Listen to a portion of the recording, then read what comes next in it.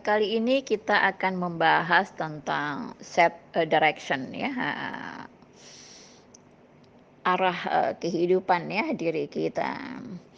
Nah, sering kita dapati mungkin, bahkan diri kita sendiri ya sering kebingungan untuk menentukan arah kehidupan ya. Kadang-kadang kita juga banyak, dipengaruhi ya oleh cara orang lain ya, padahal belum tentu cara orang lain itu sesuai ya, dengan diri kita ya, sesuai dengan mode kita, sesuai, dengan bawaan kita, sesuai dengan, potensi, personality kita sendiri ya. Heeh. Nah, kenapa, kita harus memahami diri kita lebih dalam, harus bisa menggali diri kita lebih dalam, agar segala sesuatu menjadi jelas tentang diri kita sendiri. Nah, seperti sebuah negara, untuk mengolah negara lebih maksimal, kita harus memahami potensi-potensi ya dan karakter-karakter, secara keseluruhannya. Begitu juga dengan diri kita sebagai individu, kita harus memahami potensi ya, bukan hanya sekedar bakat dan minat, tapi potensi personality kita, pola personality kita.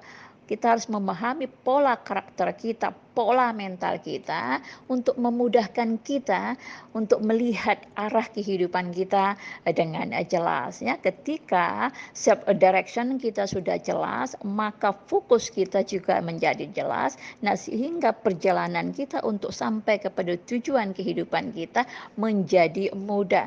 Kita tidak terombang-ambing pada kebingungan, kita tidak, terombang-ambing pada, kegalauan ya untuk menentukan arah kehidupan kita, dan kita juga tidak hidup, dengan cara orang lain, dengan mimpi orang lain, dengan direction orang lain, tapi kita meraih, mimpi dan direction kita sendiri. Nah, di dalam, personality mapping ya melalui Compass of Life ini, kita akan dibedah ya, kita akan dibedah secara keseluruhan dalam semua aspek, bukan hanya sekedar bakat dan minat, tapi membedah personality, membedah fitrah eksternal ya. Kita memiliki dua fitrah, fitrah eksternal, fitrah internal. Fitrah eksternal itu berkaitan dengan, pola pikir kita ya, berkaitan dengan personality kita, berkaitan dengan diri kita sendiri. Nah, tapi fitrah internal ini adalah berkaitan dengan aspek roh kita. Nah, ketika kita sudah paham diri kita, sudah kenal kefitrahan kita yang bersifat eksternal ini, maka fitrah internal ini akan mengalir dengan mudah di dalam fitrah eksternal kita. Nah, sehingga sifat dari fitrah internal ini akan meliputi, eksternal kita.